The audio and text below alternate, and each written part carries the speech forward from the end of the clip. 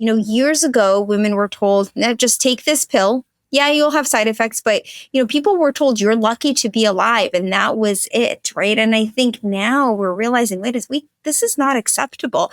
Mhm. Patients deserve to live as well as they can.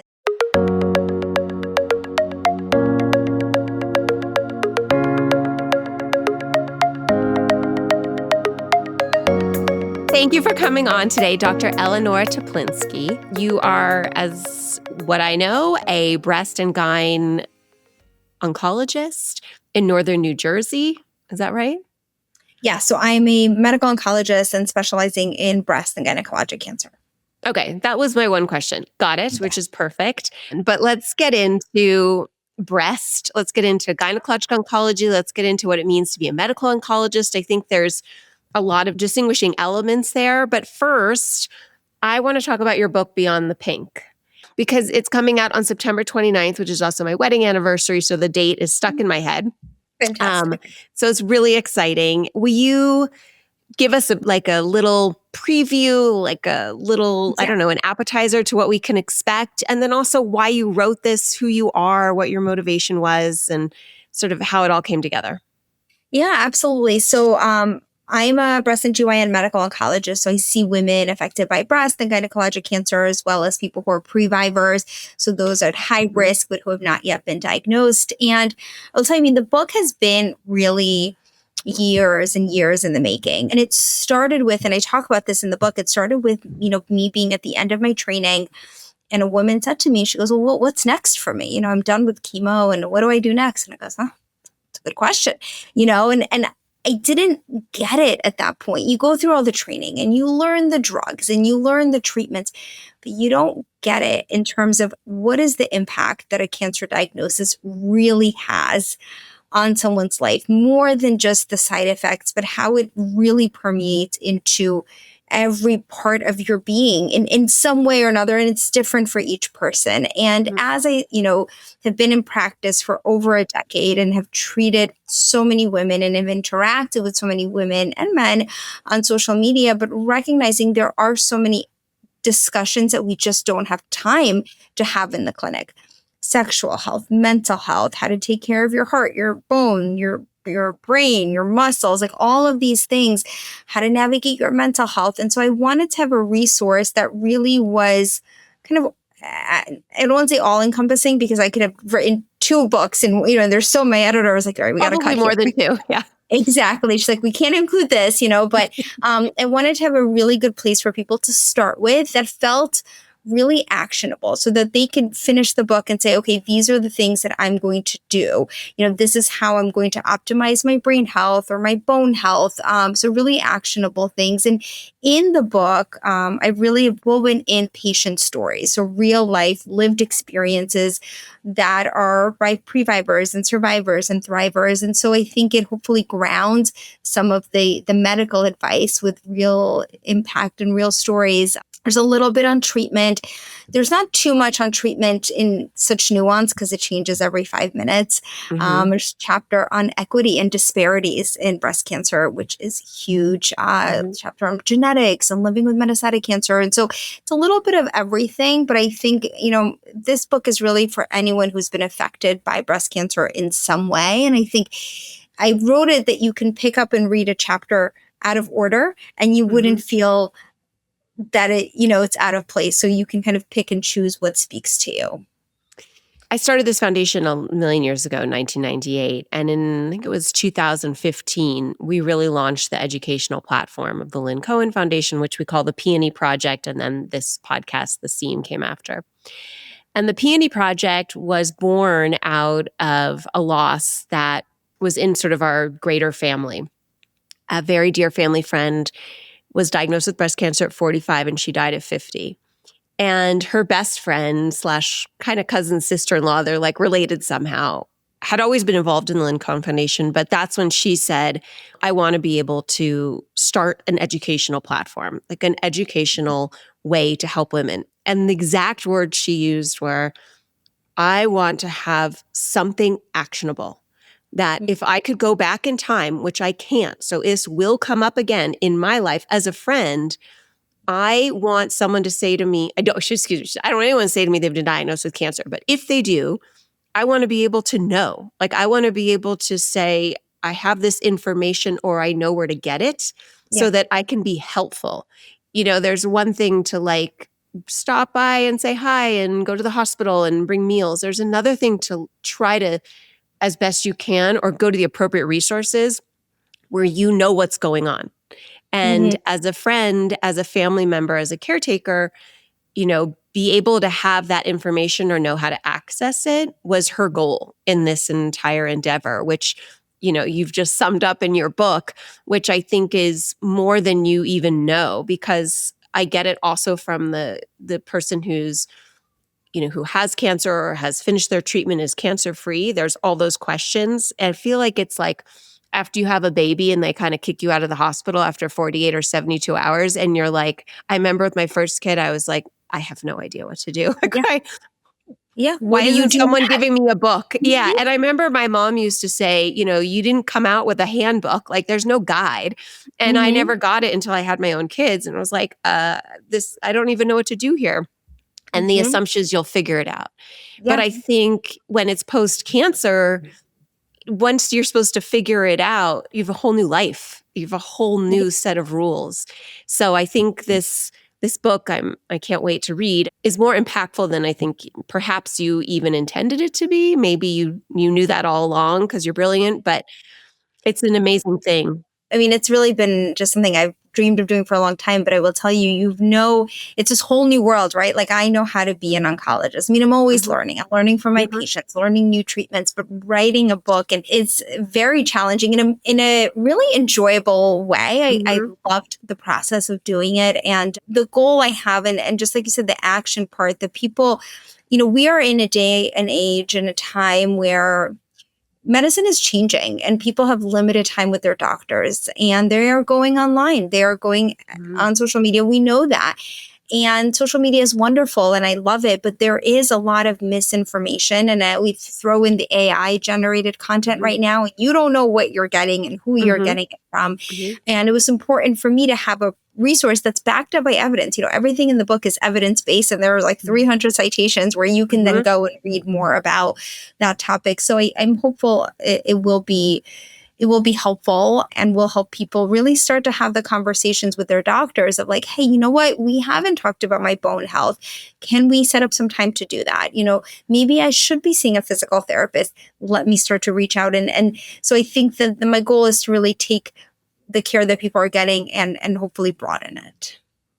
And stepping back a little bit before this, what are the things that you've noticed, that are really changing in the world of cancer treatment, let alone prevention? Like, previvor is a word that is only about a decade old, I Yeah. think. Hmm. Um, and I love it. I think it's a really empowering way to just women to describe themselves. But so tell me, like, what are the big noticeable, booms that you've witnessed, you've been a part of that get you excited? Well, I think the biggest thing, I mean, we've had so many advances in treatments and we have a long way to go, but we're Mhm, getting there. We're getting closer. But I think the biggest change is that we're really starting to focus more. And I see this, every year change on survivorship. And survivorship starts at the day of diagnosis. So this includes people that are living with active cancer, mhm, but focus on living well. That, mhm, years ago, women were told, just take this pill. Yeah, you'll have side effects, but people were told you're lucky to be alive, and that was it, right? And I think now we're realizing, wait, this is not acceptable. mhm, Patients deserve to live as well as they can. And so that means starting to address the side effects. The conversation around hormones is starting to mhm, change. There's a lot more openness, and I think in having the conversations and recognizing the importance of those conversations so that nothing is really a closed, like, nope, you can't have this, or, just suck it up and deal with the side effects. I think that is really changing. And I think in part because women have, I don't know when this started to change, but people are speaking up and they are demanding to be mhm. seen and to be heard, which is incredible. And I think together we really can work toward that change. I'd agree. I think women have been incredibly empowered over the last decade or so to demand a way to first understand what you're telling them, what a doctor's telling Yeah. them, Mhm. and then figure out how to live a life that's like worth it during the Yeah. time of treatment and post. And I do think on the medical side, there are so many more doctors like yourself who are interested in, in holistic care. Is that really what it is? And saying, I'm not just going to treat this thing in your body, I'm going to treat your whole body. And I think that to me is an incredible combination. And I think there's a lot more conversation about breast cancer being one part of your health history. Mhm. It's not the only part of your health Mhm. history, which is really important.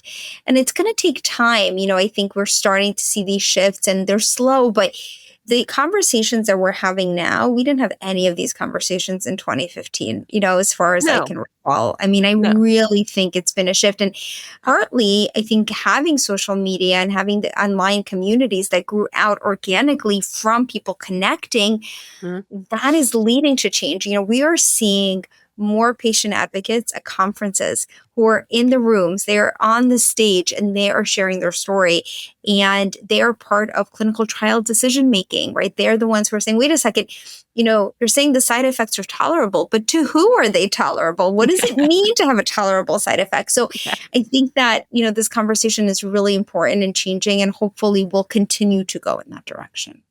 I 100% agree. I agree. And I don't think, my mom was diagnosed with cancer in 1993, and it might as well have been the Stone Ages Yeah. relative to what's now. It was not breast, it was ovarian, but it was just such a different process. And in terms of everything from start to finish, I absolutely know she was not empowered at all and didn't feel it was her place. And Yeah. she was not a meek woman by any means to ask any questions, really, to try to understand what else could happen for her to feel well or even Mhm. just better than horrible. So I think that's something to be noted for sure. Of course, we have a way to go. So I want to talk about what I feel like is a huge conversation right now, which is, first of all, what it means to have a genetic mutation, and also what it means to have breast cancer, be cancer free, and then be in perimenopause and menopause, and what Yeah. options are on the table. Obviously, I'm 50, so this is like, a, a a Yeah. mahjong Mhm. conversation table that we have all the time. Yeah. But I think, one, I think it's amazing these conversations are being had openly amongst women. And two, I think they're really important because we don't just sort of end our life after cancer, or even if you've never had cancer after you're 40. So big topics, right? I think the genetic mutation piece is, well, let's kind of back up. So years Mhm. ago, people in perimenopause and menopause, they were told if you have a history of cancer, a family history of breast cancer, genetic mutation, like no hormones are off the table, go away, don't talk about it. And that conversation is really, really shifting. And so having a genetic mutation is absolutely not a contraindication for hormone therapy. Mhm. Having a family history is not a contraindication. And in fact, we've seen some recent data that was presented at the San Antonio Breast Cancer Symposium just in December of 25, showing that patients who had a BRCA mutation, who had had their ovaries out or were in menopause, but they still had their breasts intact, they had a lower risk of breast cancer with using estrogen alone hormone therapy. And Why is that?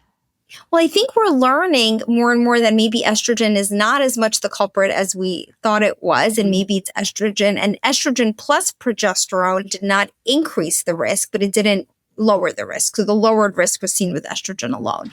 The nuance in all of this is we know estrogen doesn't cause breast cancer. If you've Mhm. been diagnosed with a hormonally sensitive breast cancer, and we try to block estrogen because that could feed any residual cancer cells or active cancer cells that are circulating.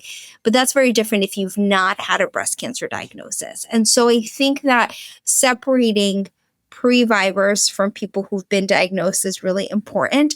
And a family history of breast cancer is absolutely not a contraindication. I think it's a great opportunity to talk about breast cancer risk Mhm. assessment. Are you getting your mammograms? What are the Mhm. other risk factors? Are you exercising, limiting alcohol use, right? All of these things that play a role, but hormones are not off the table by any means. When you come to someone who's already been diagnosed with breast cancer, again, we're really starting think to be slowly more open about it, which is great. Mhm. And it depends really so much did you have a hormonally sensitive breast cancer or not? When was that cancer diagnosed? What is your risk of recurrence? There's a big difference in a very small early stage breast cancer diagnosed 15 years ago compared to a stage 3 hormone positive breast cancer diagnosed 6 months ago, right? Those are Yeah. very different things. And then what menopausal and perimenopausal symptoms are you having, and have we tried non-hormonal options? So a lot of that data that we have to guide the use of hormone therapy is 25 years old, and it's flawed and outdated data. So we're a little bit limited in what we have to work with. And so it's a nuanced conversation. I really like the Menopause Society guidelines from a few years ago that say, look, non-hormonal options are preferred, but for the right patient, depending on side effects, that might be a conversation. That's generally how I approach it. I do have patients that I take care of that are on hormones after a Mhm. hormone receptor positive breast cancer. And I have also patients who are not. And in my book, I actually really tried to focus on the non-hormonal options because we have so many wonderful resources and so many great books on hormone therapy. So I try to really support the women who are going for the non-hormonal options. But I think the other part is vaginal estrogen is for everyone. So that when we think about hormones, we're talking about systemic for the body. Vaginal estrogen, we have so much data on that people can use. And we have a lot of great non-hormonal options. So I think sometimes the narrative is that without hormones, life is going to not be good. And while hormones are helpful, we still have to lean into all the foundational things of, are we moving? How are we moving? How are we eating? How are we nourishing our body? How are we sleeping? How are we managing our stress? And so I think it's a tool, but it's not the only tool. Okay, so back up a sec. And so assuming someone's, paying attention or listening, Mhm. why do you say vaginal estrogen is for everyone? Well, we have so much data, thousands and thousands of patients of data that's new, recent, showing that if you've been diagnosed with breast cancer and you're using vaginal estrogen, there is not an increase in the risk of death from breast cancer, which is huge. We also Mhm. know that it doesn't get systemically absorbed. The data show that we use vaginal estrogen locally in the bottom third of the vagina and on the vulva does not get absorbed. Now, sometimes a little bit can get absorbed into the body, especially if you have very severe vaginal dryness and the Mm. genitourinary syndrome of menopause, because that tissue is so thin down there that, more estrogen can be absorbed. But we can monitor that. We can check blood levels and see, and we have enough data to show that, it is safe in patients with breast cancer. Despite, and all of our professional societies tell us that you can use vaginal estrogen, and yet women are still being denied because of this fear of this, knee-jerk reaction of estrogen and breast cancer. But it's really important to separate systemic hormones with local vaginal estrogen. Okay. I mean, I feel like that's a relief to a lot of women. I Yeah. think it kind of blows me away even how many really smart, really wonderful physicians are still stuck in early 2000s and their data it's like they never took any more data in or never took any more information in after that. But part of that is we're not taught this in training. Yeah. There's no teaching of this in training. And it's only been very recently that these conversations are happening at the oncology conferences, right? So if Yeah. you think about, where do oncologists go to get medical education, get their CME? They go to oncology conferences. Well, all of these menopause and hormone conversations were happening at the OBGYN conferences, at the They weren't menopause. even happening at the OBGYN conferences, by the Exactly. way, Yeah. I'm such an advocate for you should be an OB or a GYN. Like Mhm. Different delivering things. babies to Yeah. someone in their 20s who's phenomenal at it is not necessarily the person who knows Mhm. anything about treating a woman, Yeah, 45 plus or whatever. 100%. But Yeah. they were happening only, and again, only very recently there. So Yeah. it's not, I mean, I will say in the last year, we've started to see the conversations on the oncology conferences and in the oncology journals. But until that happens, no one's getting that information because an Yeah. oncologist isn't going to the menopause conference unless they want to learn about it. So you create this divide a little bit. Yeah. Yeah. Which is a kind of fascinating medical science insight that I Yeah. don't think most people know. Yeah, Yeah. totally. And I always like to say the thing too, that your oncologist or whoever your primary doctor is just one part of your team, right? Think of the Mhm. patient at the center of that team. And then all these other people are part of the team. So we send to a cardiologist and we send to an endocrinologist. We should be sending to a menopause specialist. That should be Mhm. part of the team as much as all of our other specialists are, and kind of thinking about it that way. So my hope is that people maybe listen to this conversation and then say to their doctor, hey, can you refer me to a menopause specialist to help me manage this part? Because we can't expect one person to do everything in 15 minutes. I think that's where we Yeah. run into a lot of problems. Yeah.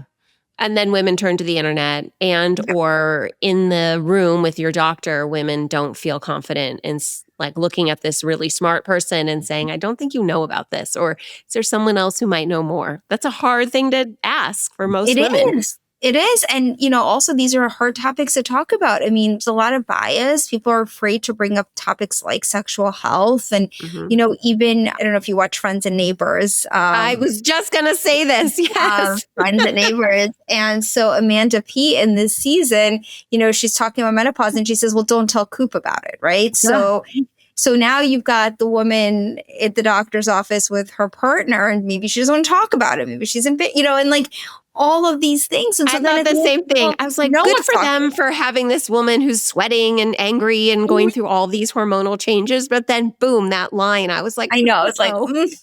And then, I mean, I love the show. And Same. I'm not knocking it, but it's, I get it. Like I could only push it so far. exactly. But then, they did talk about vaginal dryness and they pull Yes. out lubricant. And I was like, where's the estrogen? We need some Yes, me estrogen too. here. But I think good for them for putting it on the main stage. So these are conversations, right? If you start normalizing these conversations, I think people will then feel more comfortable going to their doctor and saying, hey, this is going on. Or I can tell you I have friends who are telling me symptoms and I'm like, this is menopause. They're like, no, it's not menopause. No, trust me, it's menopause, right? So part of this is we have to normalize what are the symptoms of Yeah. perimenopause and menopause. Yeah. And it doesn't mean you're like all of a sudden you've turned into like an old lady who can't do anything anymore, let alone have sex. So I agree. My friends and I talk about a lot how when we were younger, our moms in their 50s seemed so much older than we do now. And I'm like, is it because we're now 50 and we don't want to think of ourselves that way? Or is it because like things have changed, the way we dress has changed, it's like more casual and younger? Or is it the things that we're now talking about with each other that we would never hear our moms talk about it? And I think that's a wonderful thing, but also it's a big generational like skip. So I think to really go farther, it doesn't happen overnight. Like you said, it takes a while, but it is good these conversations are happening. That's definite. So kind of reversing back, let's talk about preventive care. I obviously am a huge advocate for preventive care and women understanding their bodies, feeling like they're their own best advocate, understanding their family history, understanding if they've had cancer, what that means for, potential other cancers in their bodies and where to go and how to deal with that. Like, what do you say to women who want to talk to you about that? Yeah, I think, and I will say this is hard. I've been at it as a patient where people are not even giving me the recommendations that, are evidence-based. So I think I recognize that this is very hard. But it starts with, I think there's different ways to think about prevention, right? We think about, okay, what are the cancer screening tests that, we need to be having? And that is making sure you're getting your colonoscopy and your pap smears. And if you have a smoking history or an active smoker or lung cancer screening and all of the cancer screenings, right? Making sure you're talking to your team about your family history. So, if you need to get genetic testing, right? All of these things that we should be doing with our primary care doctors or gynecologists. But then when you think about the lifestyle piece, which is so important in terms of risk reduction and how do we feel as good as we can while doing things that, really help reduce not just the risk of cancer recurrence, but a new cancer and also things like heart disease and osteoporosis and all of that. And so it comes down to, and I have a chapter on diet and, what we're eating and how we're sleeping and how we're moving, but really thinking about the foundational pieces of, diet, eating more plants, limiting ultra processed foods. I talk to my kids about this a lot. Like, what are sometimes foods and what are always foods, right? What are foods we eat every single day? And then what are things you can do? Alcohol, hot topic right now Mhm. is alcohol. And, we know alcohol increases the risk of many different cancers, but it's okay to have a drink here and there. It's really an individual choice. I hear from so many patients who say they feel guilty if they have a drink, which isn't the point. If you're going to choose a drink, it's okay. You can have a drink, or you can go the mocktail route. But we want to get away from that, drink with dinner every night. Mhm. Mhm. We're going to have a drink once or twice a week, kind of keep it at that. Movement. How are we moving our body? How are we sleeping? How are we managing stress? What are the social connections? Loneliness and isolation is very common after a Yeah, we cancer talk about this a lot. diagnosis, and it leads to adverse outcomes. I mean, it's not just a bad thing, but it really has bad, impacts at cancer outcomes. And it's really easy to be lonely after a cancer diagnosis. It really is. And so all of those things of finding your community, I think I like to start with that of who are your new people, right? And sometimes it's not the people that you thought it was going to be. Mhm. Oh boy, that's a really good line. That's a Yeah. really good We talk about that a lot, about, like, the scientific evidence behind it's just talking about women, having strong female connections and having a strong Yep. community is absolutely related to not just living longer, but living better. But I think this idea that the people you thought might be your community at different stages Hmm. is not necessarily the people who are going to be your community at those stages. That's a I think Yeah. for a lot of women in particular, that's a tough pill to swallow. I think that's Hmm. tricky, It but very is. important.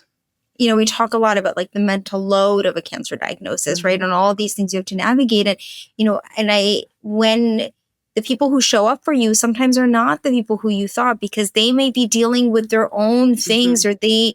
or I think sometimes people say, they'll tell me, my friend was diagnosed and I can't show up for her the way that I would like to because I'm still dealing with my own Mhm. diagnosis. And I think it's important to be open about that. Sometimes, there's this concept of cancer ghosting where people just disappear because they're not sure what to say, or they're Yeah. scared, or it brings up feelings. And that's why I think leaning into finding your people, and it can be who you didn't think it would be at all. And I think that's where so many wonderful nonprofits and online communities really can create that community. Yeah. That's really powerful. I mean, that is medicine in many ways. Like, it is a non-prescriptive medicine that women in particular need to find for themselves and figure out. And it's hard. And I think it's like when you're doing so many other things and you're trying to like just stay afloat, and you've got kids and work and this and that, sometimes that's the last thing you are going to find time to do. Yeah. As women, we're better, but we definitely don't prioritize ourselves. And I actually find a lot of women who, with, during, and post a cancer diagnosis, don't necessarily get better at that. They almost Hmm. get worse.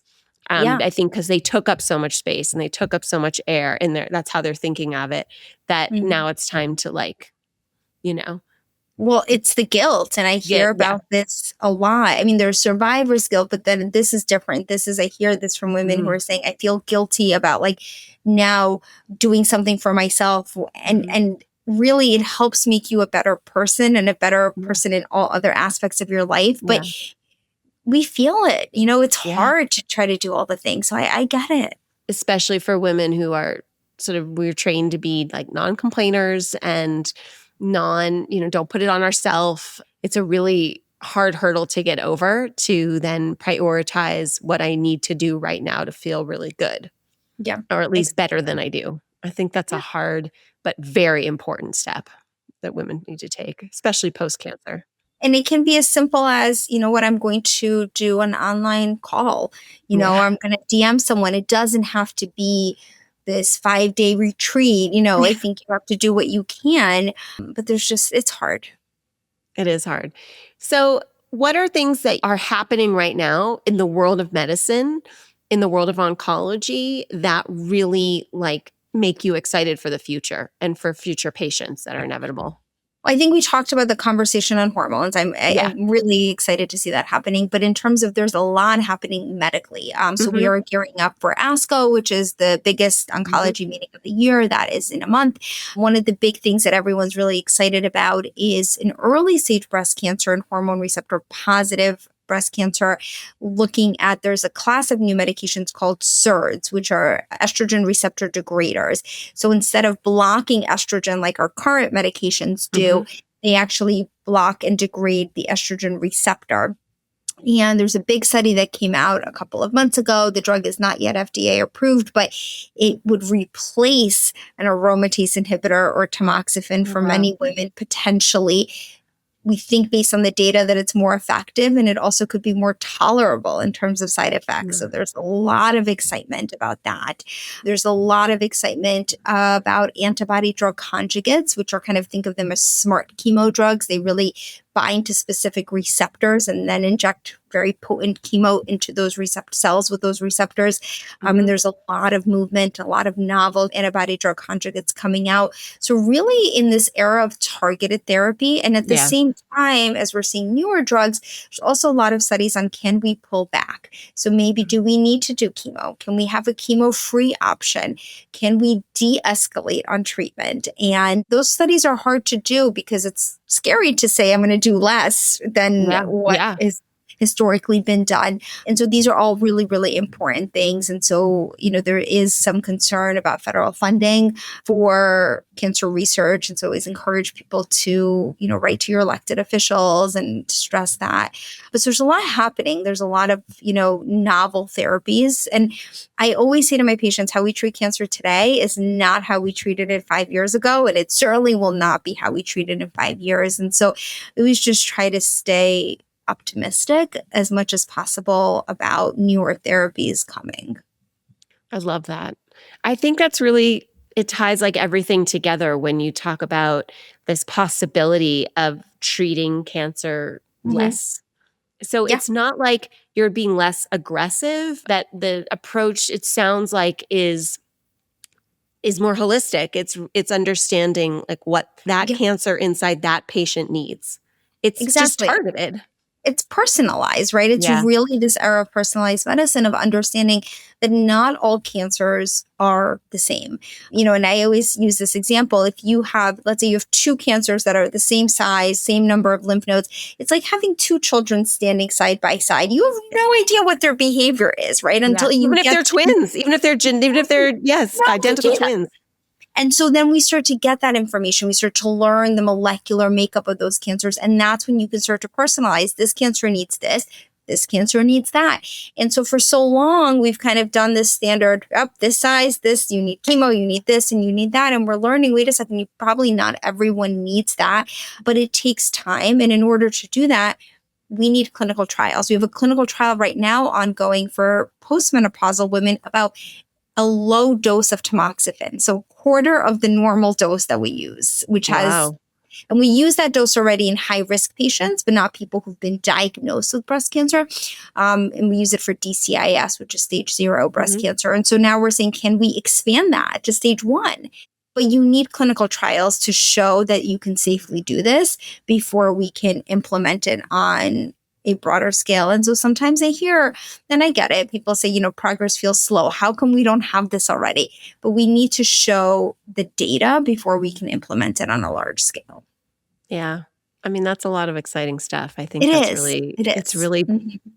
uplifting. Yeah. I just think the whole face and way research is going, I think is just incredibly uplifting. I really, really do. The last piece I want to ask you about, because people will get upset if I don't, um, tell me in a nutshell, and this could be a whole hour plus long episode, what your feelings are specific to, through your lens as an oncologist, as a medical oncologist focused in, on women and women's cancers, through that lens of yours. Tell us what your feelings are on peptides and what it means for women, and kind of just what your gut and research points you towards. I mean, I think that there is a lot of conversation about peptides, right? And I think it kind of, I always like to take a step back and saying, why is there such excitement about this, right? Because we always want to, everyone wants to feel better. Everyone wants to live well, right? That's what we've been talking about. And so, Yeah.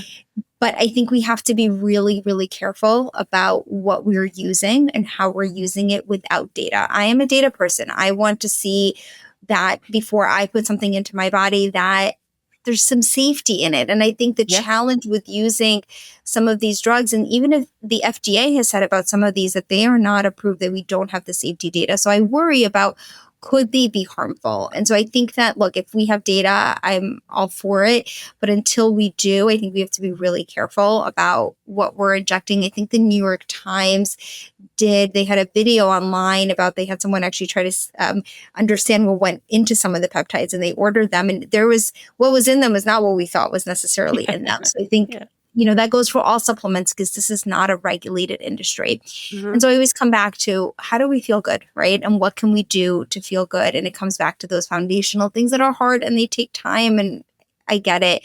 But until we have some safety data, I'm hesitant about trying them. Also, to me, the skepticism is about when you've had a drug or a supplement or that's worked for one case, but with side effects, as every single thing does. But now you're using that drug, like, because of the side effects. Mm-hmm. That to me, like, is an alarm going off. Yeah, I agree. I mean, I think that we have to think about, what is the root cause of some of the side effects, right? Can we get down to the root cause? And I also think to be cautionary about anecdotes. And I think that anecdotes drive a lot of how we think, well, it worked for, and I have friends and patients who, this worked for a friend of mine. Can I Yeah. try it? But what worked for one person may not work for another person. And so I think we have, Exactly how you said, two cancers that look exactly the same yeah, in two different people are not the same. So exactly. everyone's body makeup is completely different. And then I would look and see, and I think this goes for all supplements and, anything that you can get online, is who is selling it? Is there financial gain? What are their credentials? And I'm not, again, I think some supplements can 100% be helpful. I do think creatine can be helpful for one. It's something that I take personally. But I think you have to just really be a mindful consumer about the content you're consuming, the products you're buying, and to take a step back and say, let's think about this for a second. Yeah, I agree. I think that's, to me, one of the downsides of social media and this sort of rise of people who are selling you things, and to their platform and anything that is medical, data driven, scientifically proven is like night and day. And I think it does force us and should force us to, be a little more cautious and intentional about who we're listening Yeah. to and who we see as an expert, who's a true expert.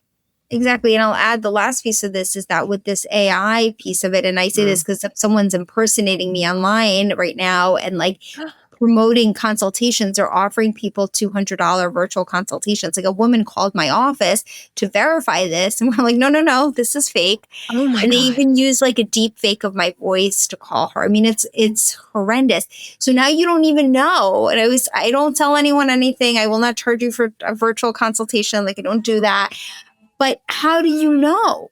Right. And so I think that's the other piece of, like, we have to be really careful about, like, in general, you don't know who you're getting. Is it Yes. Oh right? my God. It's really, like, they use backup accounts, and, like, I mean, this woman, this went like oh my God, it went on and on. They like had my practice manager message her. And of course, after you pay them, they'll give you all the information. I've never heard that used in this scenario. That It's is bananas. wild. So it's literally the wild, wild west out there. So I think just be really, really careful about what we're seeing, because you have no idea. Yeah. Wow. That's cuckoo bananas. Yeah. I've not heard that, and I've heard a lot. That's crazy. Mm-hmm. Wow. But I guess, to tie it all up, I guess that comes down to everything that you've said. It's about being disciplined, being intentional, and the patient and the doctor, and building a team that is right for you. And one would assume that's a team that you've vetted, that you've really understood are the right people for Yeah. you, which takes a lot of energy, and a lot of energy that a lot of women don't have. but would put into something else before they'd Mhm. put it into themselves. And I think Yeah.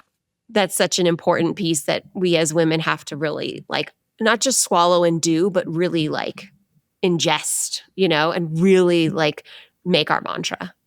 And I think also to say that there are probably points in your treatment where you can do that. So when you're Yeah. newly diagnosed, that may not be the time, Yeah. right? You may just be like, okay, this is my team. I'm getting my treatment. And Yeah. when things settle later, you might need someone again. The person that you started with as your medical team may not be who you continue with, right? Because just like you have your OB and you have your GYN, you may have someone that was really helpful during chemo, and now you may need someone who's more focused on the other, other survivorship pieces. So it's okay to think those things through later. It doesn't have to be all at one time. Yeah, I totally agree. And I think that goes along with what you said about the people who are your community and the people who are your people. It's not just, Yeah, you're not just talking about your medical team, you're talking about your whole team, your whole life exactly. Your team. whole Those, Who do you yeah. surround yourself with, right? Mhm. That helps you to be your best self. I think that's really Yeah. important. Yeah. I think one of the great things about getting to middle age is, I sort of done this my whole life, and my friends kind of tease me about it, maybe because I lost my mom when I was so young. So I just like had a thing in my head where I was just like, no BS.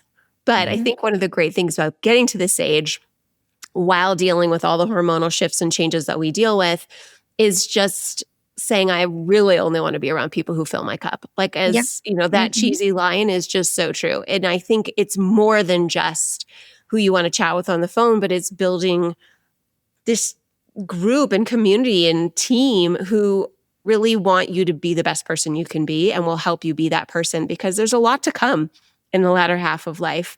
And if you live Mhm. long enough, you'll get everything. You will get breast cancer if you live to 150. That's, it just is what it Yeah. is. So who's going to be there, standing by your side? Yeah, I love the mantra of lift as we rise, right? And so Yes. who lifts you up? And if there are people Yeah. who don't lift you up, like maybe just push Kick them them out. out. Yeah. Bye-bye, as my kids would Yeah, say. Well, exactly. thank you so much. This was just wonderful and fascinating and interesting. And I think there's just such a powerful thing about women like you who are not just, you're seeing patients, you're in the research, you're writing about it and disseminating it. You are the definition of a true expert, and we are so much better off for women like you. And I really appreciate what you do, and that you're sharing it. I think that's just incredible with how busy I know you are. And finding these tidbits, my husband used to say to me, it's like these little nuggets of time throughout your day. What are you Yeah. doing with that? Are you a smoker? Are you out smoking? I've obviously never been a smoker. Mhm. Or, the opposite end is, are you using those little nuggets of time Oh, in between whatever you're doing to really, that's where you find your purpose and really where you find your voice. And clearly you are like the shining example of that. So it's I'm all about nuggets. 5 minutes, give me 5 minutes. I can do a lot with that. But thank you for the work that you do and the education that you provide and the conversations that you have, because it's so important. I love it. Thank you so much. To be continued, I hope. Yes.